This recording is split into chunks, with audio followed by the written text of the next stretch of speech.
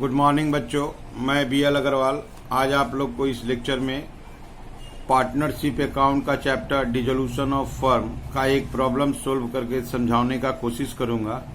उस प्रॉब्लम का अगर मेन पॉइंट को देखा जाए तो पार्टनर्स का कमीशन कैलकुलेशन होगा।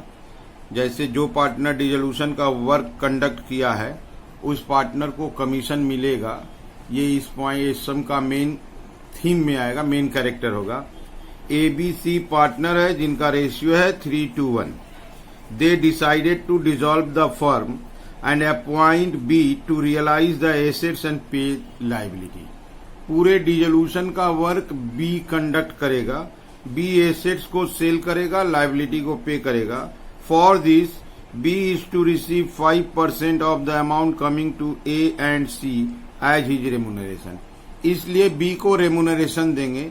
कितना देंगे? जो पैसा A एंड C को पेमेंट किया जाएगा उस पेमेंट का 5%। और एक इंपॉर्टेंट लाइन है, and is to bear all expenses of realisation. और जब हम लोग उसको कमीशन या रेमुनरेशन दे दिए तो अब रियलाइजेशन एक्सपेंस को B बियर करेगा। इसका मतलब हुआ रियलाइजेशन एक्सपेंस B का पर्सनल हो गया। हम लोगों से कोई मतलब नहीं है, हम लोग उसको रिकॉर्ड नहीं करेंगे। ये देखिए एक छोटा सा बैलेंस शीट है। एक लायबिलिटी है क्रेडिटर कैपिटल AB और C का कैपिटल ओवरड्रान है, एसेट्स की तरफ है।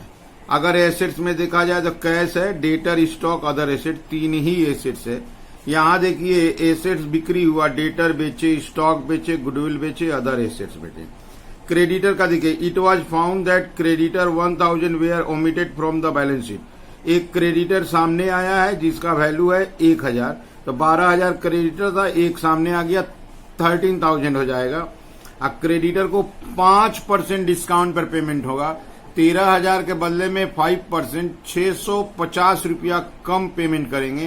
दैट इज क्रेडिटर को पेमेंट होगा 12350। कैसे? 12000 का क्रेडिटर था, 1000 अनरिकॉर्डेड है, 13000 हो गया, 5% डिस्काउंट 650 माइनस कर देंगे 12350।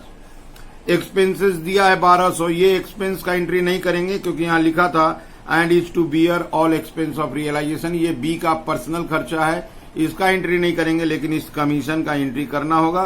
कमीशन कैलकुलेशन ही आपको सीखना है। रियलाइजेशन या नेसेसरी अकाउंट बनाना है। नेसेसरी अकाउंट में realisation account, partners capital account, cash and bank account. चलिए देखते हैं कैसे सोल्व होगा। ये देखिए आपके सामने रख दिए फॉर्मेट रियलाइजेशन अकाउंट। तो रियलाइजेशन अकाउंट में जो एसेट्स था 2 में ले आएंगे। टू डेटर का पैसा 42000 और इसका प्रोविजन बाई में चला जाएगा। By provision 2000। To stock in trade, stock in trade का पैसा 18000 और एक एसेट्स है। टू अदर एसेट्स का पैसा 17000। एक लायबिलिटी है बाई क्रेडिटर, एक ही लायबिलिटी है 12000। तो रियलाइजेशन का 2 में एसेट्स, बाई में लायबिलिटी ले लिए। कैपिटल का बैलेंस बाई बैलेंस BD में A और B आएगा। A का 40000, B का 30000, C का डैश, C का ओवरड्रान है वो 2 में आ जाएगा। To balance BD, A B में डैश और C का ओवरड्रान था 3000, उसमें लिख दिए। और एक अकाउंट ड्रॉ किए हैं कैश अकाउंट। कैश अकाउंट का बैलेंस था 4000। To balance BD 4000। कैश का बैलेंस कैश में लिख दिए, कैपिटल का बैलेंस कैपिटल में लिख दिए। जो एसेट्स था रियलाइजेशन का 2 में आ गया, लायबिलिटी बाई में आ गया। ऐसे करके पहले बैलेंस शीट का आइटम को पोस्टिंग कर दिए। अब हमारा काम है एसेट्स बेचना। रियलाइजेशन में बाई कैश अकाउंट। एसेट्स बिका है जिसमें डेटर का वैल्यू दिया है 34000, स्टॉक दिया है 14000 और एक एसेट्स बिक गया है, अनरिकॉर्डेड है वो गुडविल गुडविल बिक गया है 1500। अदर एसेट्स का सेल वैल्यू है 7900। अब इसको बाहर कर देंगे।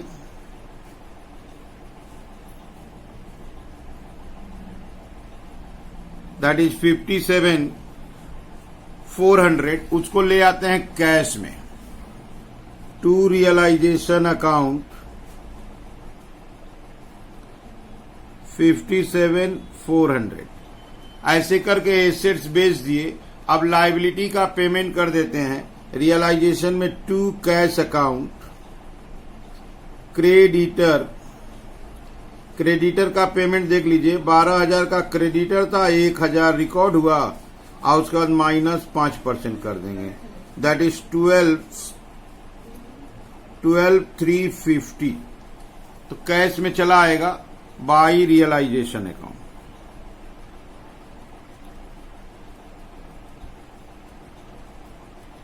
$12,350। बस छोटा सा क्वेश्चन था। पहले रियलाइजेशन का 2 में एसेट्स ले आए, अब बाई में उसको बेच दिए, बाई में लायबिलिटी ले आए, 2 में पेमेंट कर दिए। अब हमको क्लोज करना है। रियलाइजेशन एक्सपेंस का एंट्री नहीं करना है क्योंकि वो बी बियर करेगा। हमको बी का कमीशन कैलकुलेट करना है। तो पहले हम रियलाइजेशन अकाउंट का आंसर निकालेंगे। उम्मीद करते हैं रियलाइजेशन में लॉस आएगा। तो डेबिट साइड प्लस करते हैं 42,000, 18,000, 17,000, 12,350। डेबिट का टोटल आया 89,350। इधर ले आए 89,350 को 89,350 से माइनस कर देंगे। आंसर आया 17,950 by partner capital account ABC। Loss आया था 17,950 लॉस ऑन रियलाइजेशन। ABC में अकॉर्डिंग टू देयर रेशियो 3:1 बांट दिए। तो A को मिला 8975, B को डेसिमल हटा के लिख दिए 5983 और C का भी उसी तरह 2992। अब इसको कैपिटल में ले आएंगे। कैपिटल में चला आएगा वो टू रियलाइजेशन। टू रियलाइजेशन में 8975, 5983, 2992। अब हमको बी का कमीशन कैलकुलेट करना है। बात हुआ था जो अमाउंट पेएबल होगा ए एंड सी को, उसके ऊपर कमीशन कैलकुलेट होगा। यहां देखिए सी से पेएबल है ही नहीं, सी से उल्टे पैसा पाएंगे तो सी के ऊपर कोई कमीशन नहीं हो पाएगा। ये हो गया 5,992। यहां लिख देंगे by cash account final settlement. C को हम लोग पेमेंट नहीं दिए हैं, सी से पेमेंट लिए हैं 5,992। उसको कैश में ले आते हैं टू सीज कैपिटल 5,992। तो इसका मतलब यहां बी को एक तरह से देखा जाए तो लॉस हो गया। बात हुआ था जो पैसा ए सी को पेड किया जाएगा उसके ऊपर कमीशन होगा, तो सी को तो पेमेंट देना नहीं है, सी से तो लेना है, तो कमीशन का नुकसान हो गया। ए का पता लगाते हैं, ए को कितना पेमेंट देना है 40,000 माइनस 8975। इसका मतलब उसको देना है 31,025। यहां निकालते हैं, देखिए 20 commission, 20 commission amount payable to partner into 5/105 होगा। ये आफ्टर चार्जिंग होता है। जो पैसा उसको देंगे उसमें 5%। तो अभी जो निकला है वो तो कमीशन लेके निकला है। तो इसका मतलब फ्रॉम ए से कितना मिलेगा, तो ए का पेमेंट है 31,025, इसमें 5/105 काट लेंगे। अब फ्रॉम सी से नहीं मिलेगा क्योंकि सी को देना नहीं है। तो 31,525 में 5/105 कमीशन इज 1477, तो कमीशन आ गया 1477। ये कमीशन बी पाएगा फ्रॉम सी, इसको देखिए सिंपल लिखते हैं, बाई कमीशन या रेमुनरेशन। 1477 बी को मिलने वाला है। अब देगा कौन, किससे काटेंगे, ए से काटेंगे, ए में 1477। अब to cash account final settlement, इनको भी क्लोज कर देंगे,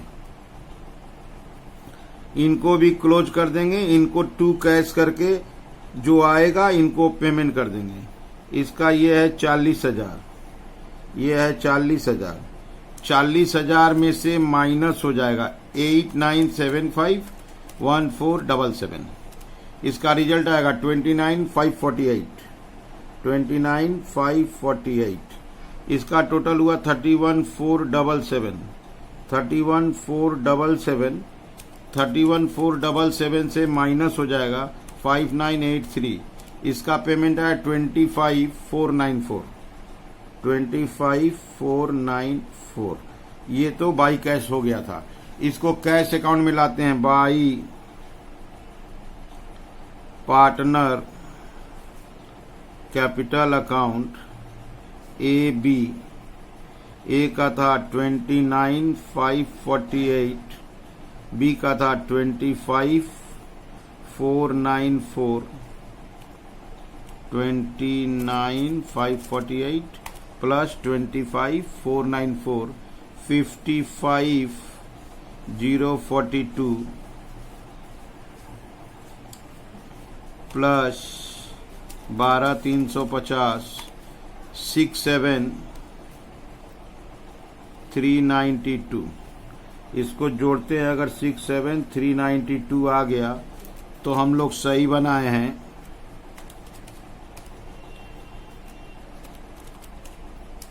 आ गया उसका भी टोटल, इसका मतलब सही बना है। तो ये देखिए, पहले बनाने का तरीका देखिए। रियलाइजेशन अकाउंट एज यूजुअल जैसे बताए हैं, टू में एसेट्स, बाई में लायबिलिटी। एसेट्स बेचेंगे बाई में, लायबिलिटी का पैसा देंगे टू में। एक्सपेंस का एंट्री नहीं किए, रीजन बी पूरे डिसोल्यूशन के लिए अपॉइंट किया गया है, जिसके बदले में बी को कमीशन मिलेगा। क्वेश्चन में बोला था B bear the expense of realisation, इसका मतलब रियलाइजेशन का एक्सपेंस बी का पर्सनल होगा, वो बियर करेगा, तो उस एक्सपेंस का एंट्री नहीं होगा। रियलाइजेशन में लॉस हो गया, ओल्ड रेशियो में डिस्ट्रीब्यूट करते कैपिटल में ले आए, कैपिटल का बैलेंस लिख दिए, कैपिटल में और कोई एंट्री नहीं था, बैलेंस दे दिए और लॉस दे दिए। अब सवाल ये था कि हमको पता लगाना था ए और सी को जो पेमेंट देने वाले हैं उसमें 5% कमीशन काटेंगे। हिसाब आया सी को देना नहीं है, सी से लेना है, तो बाई कैश सी को क्लोज कर दिए। ए को पैसा देना था, ए का हिसाब निकला 31,025 देना था, 5/105 कमीशन काट लिए 1477। कमीशन को देखिए सिंपल लिख दिए, बी को देना है तो बी के बाई में, ए से काटना है तो ए का टू में। देन कैपिटल अकाउंट का बैलेंस ए एंड बी को पेमेंट कर दिए, वो कैश अकाउंट में आया, कैश अकाउंट इक्वल हो गया। इसका मतलब हम लोग का क्वेश्चन सही बना है। उम्मीद करते आपको समझ में आया होगा। वीडियो को पॉज कीजिए, पॉज करके सोल्व करने का कोशिश कीजिए, देखिए आराम से समझ में आएगा। ये सवाल था रियलाइजेशन पे कमीशन कैलकुलेट करने का। ठीक है, ओके, थैंक यू।